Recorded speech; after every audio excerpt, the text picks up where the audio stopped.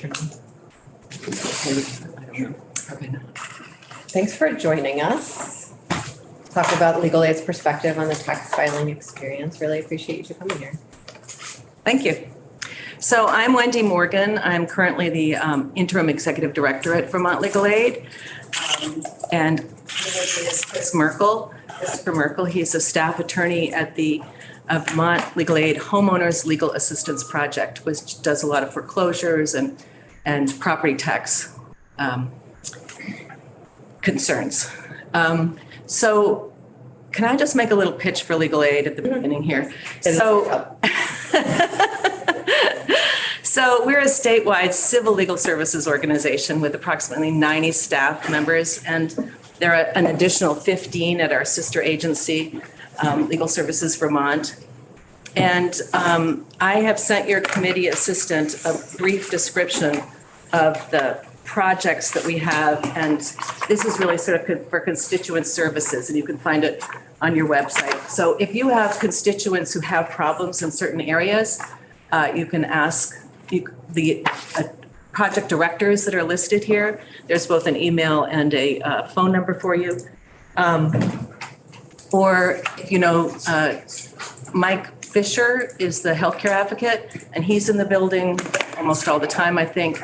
And Rachel Seelig is filling in for me as the primary Legal Aid legislative lobbyist this year. So either of them would be happy to talk to you and happy to find the right person to help you help your constituents. So I understand what you want to talk about from us is not just property tax credit, which I really do want to talk about, and we will, but more generally, what do we do to help taxpayers?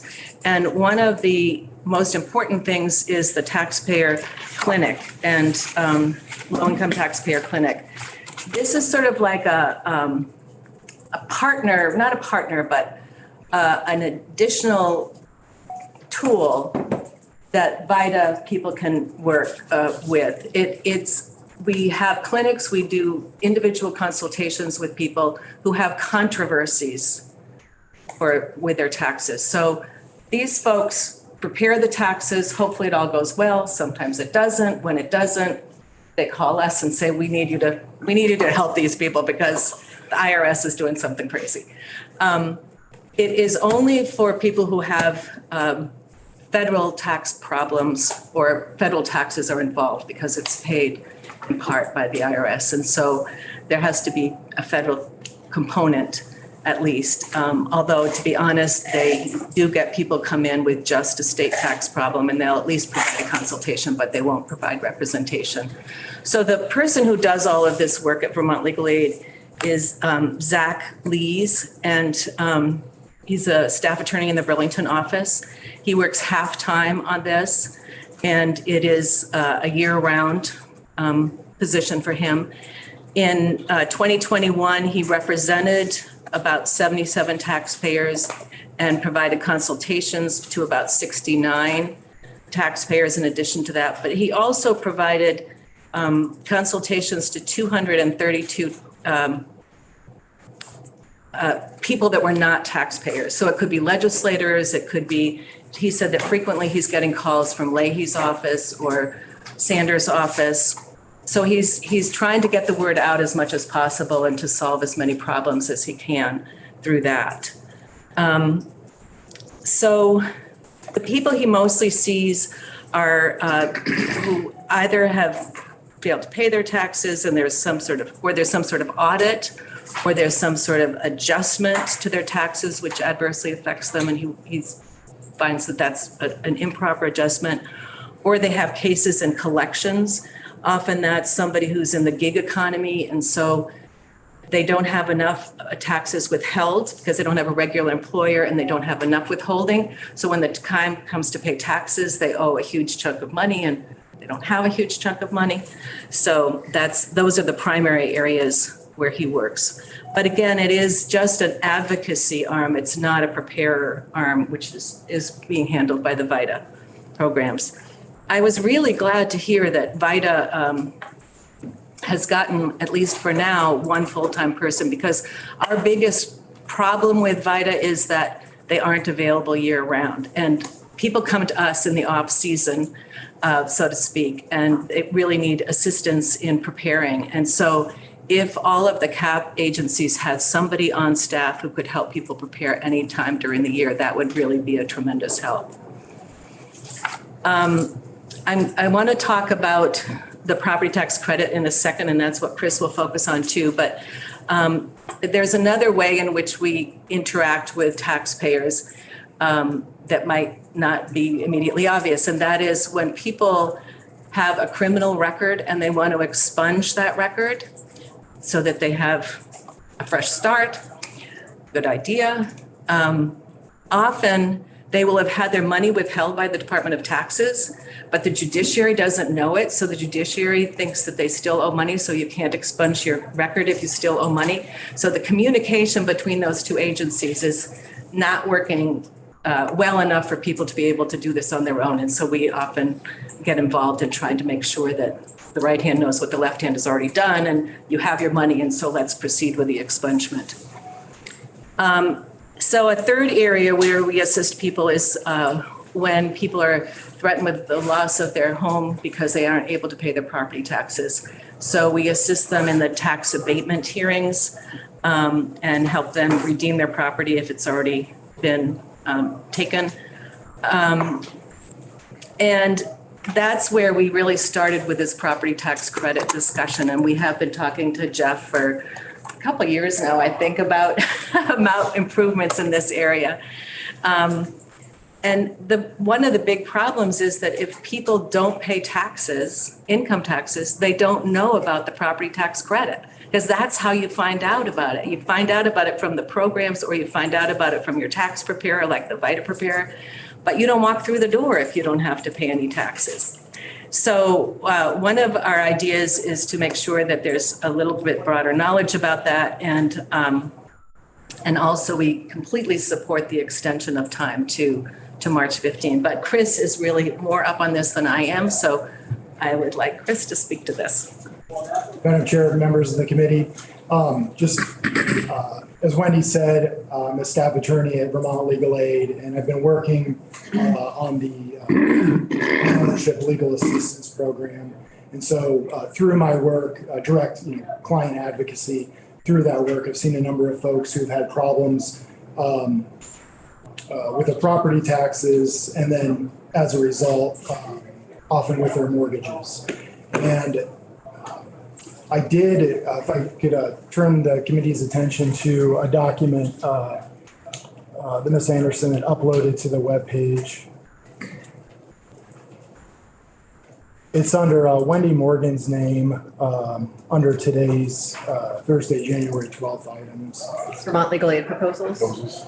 Yes, yeah.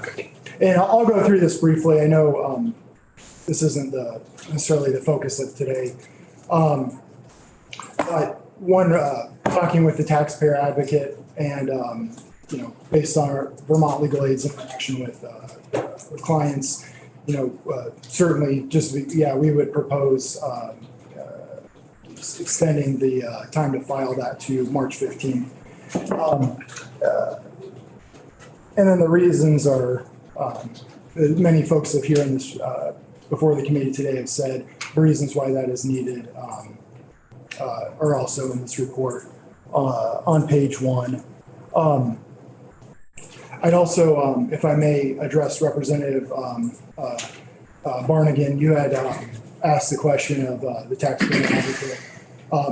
Your concern, and understandably so, is that towns, they need the property taxes to function. And in your particular town, you have the issue with making sure your borrowed money accruing interest, and you want to get the money as soon as possible. I think what I heard from Jeff was that extending the deadline would mean that his office and the Department of Taxes could essentially cut a check to help pay those taxes more quickly than doing the extraordinary relief, and extraordinary relief may not be available in every case. So this would be faster.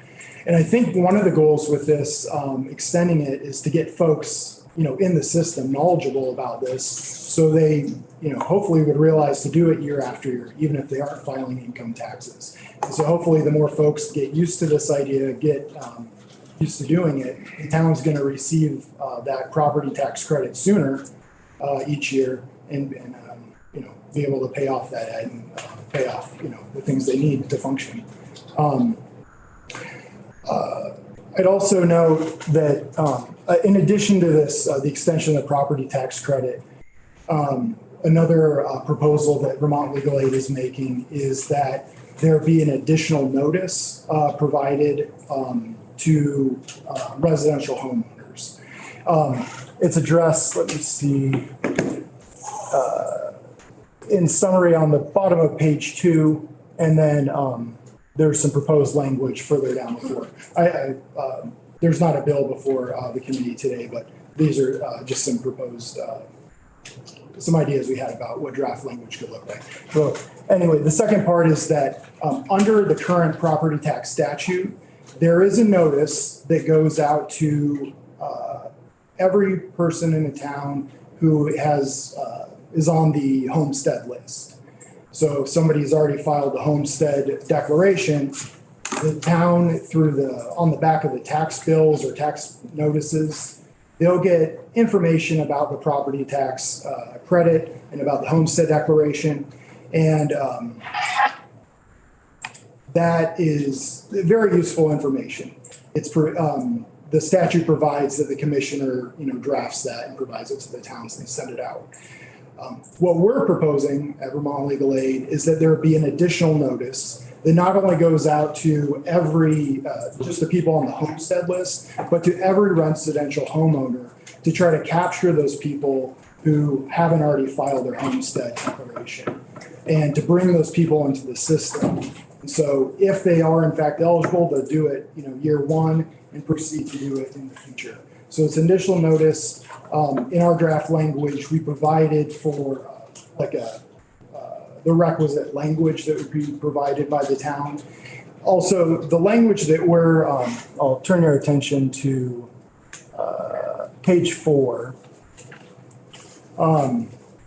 It starts with, this notice says, do you need help paying your property taxes for your primary residence? You don't see the word homestead, you don't see property tax credit necessarily, because if you don't know, you don't know. And so this is to try to capture those folks who aren't aware of this. We try to put it in plain language. It's fairly short. We also included some information to direct folks to places that could provide this, provide these services like Vita Clinics, the Department of Tax's website, that could help provide this preparation services for the complicated homestead declaration and the property tax claim form that would be filed.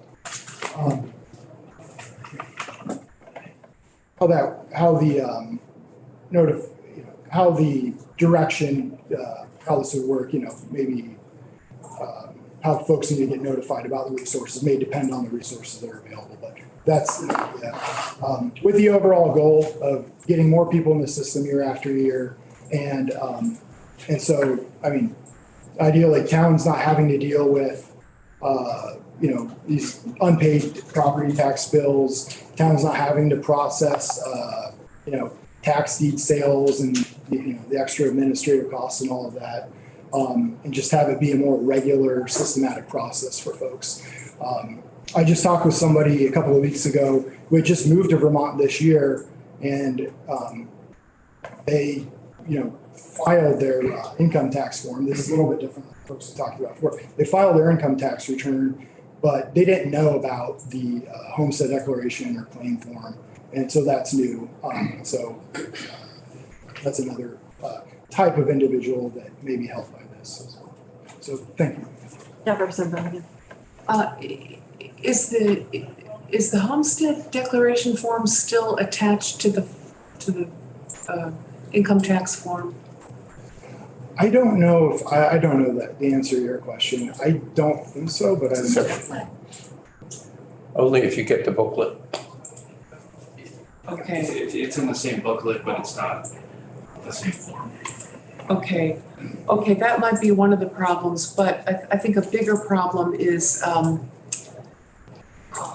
I represent part of Franklin County, and there are tons of people up there who have never filed a tax return. Right. And they, for various reasons, not very many of them are good ones, but they don't file. And when they realize they might be eligible for help paying their property tax, they're still reluctant. I'm just telling you how these people are. They're still reluctant to file because they don't want the state to catch them, to know that they exist, that they're logging, that they're, running a maple sugaring operation, that they're doing whatever under the radar. And I'm not sure if your work here is intended to catch some of those folks too, but I think it might be why they don't participate. Yeah, that's I understand, why, and I think, the program, this credit program is an opt-in program. It sounds like this type of, individual you're talking about is, I would assume there's other tax, it sounds like there's other tax problems that if I were advising them as a tax attorney to change how they're doing things, or, go elsewhere for representation. So I think that, I think those folks, if you are essentially, trying to, not pay taxes, you're, not. I mean, it's fraud. It's taxpayer fraud. Yeah. But they don't think of it as fraud. They think of it as finding a way for the government to leave them alone. In their mind, this is just. Yeah, that's kind. Yeah, I understand what you're saying. That's getting a little beyond my. But it's in the middle of my Diplomatically. I deal with it all the time. Yeah. Now that I'm elected and back in Right, action, I deal with it all the time. Yeah, we're really here for the people who want to do Yeah. The the right thing and need some help to get there. I mean, Yeah, the rest of them are somebody else's. they're apparently yours. Representative Sims and then Representative Taylor. Thanks.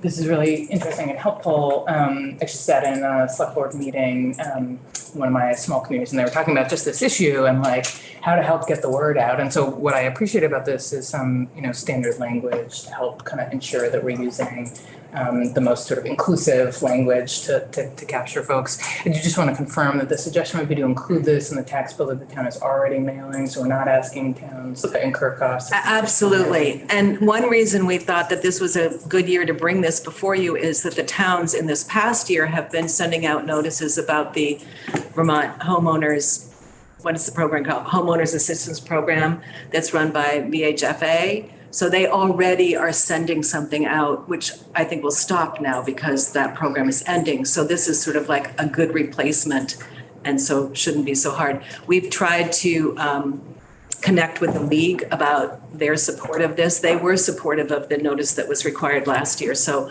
I'm hopeful that they'll be supportive of this as well, but we haven't reached that. And I love the idea of you just adding this to the miscellaneous tax bill. Can you add something like this to that, the notice, or would that have to be in some other housing bill? Or why am I talking about this now? Because you're really not talking about this bill yet. Okay, got it.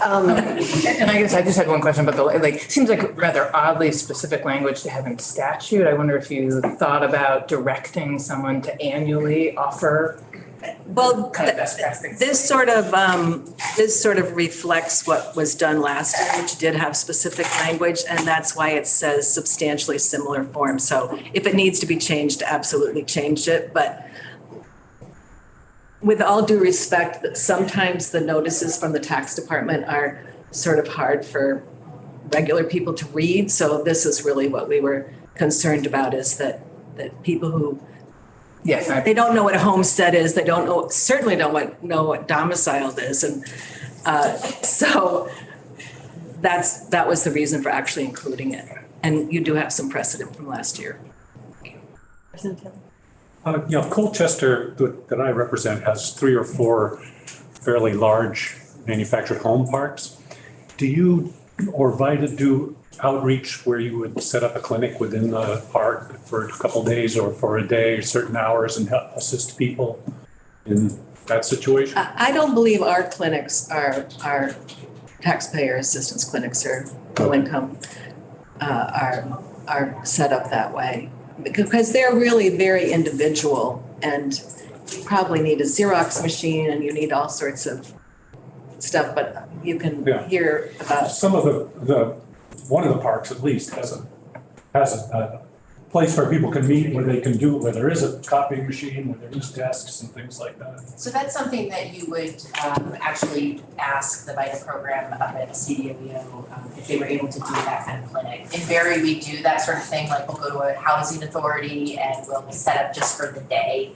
Or we'll go to Head Start and work with the families just for the day. But again, this goes back to the volunteers and the capacity to be able to do that. And you always have to have 2 people or someone reviewing the taxes. And mobile home parks in particular sort of are that funny place where they have lot rent and they may be getting a renter's credit, or they might be filing their property tax. It gets a little bit confusing when you have those situations, but either way, generally, that if they have lot rent, they should be filing for renter's credit or.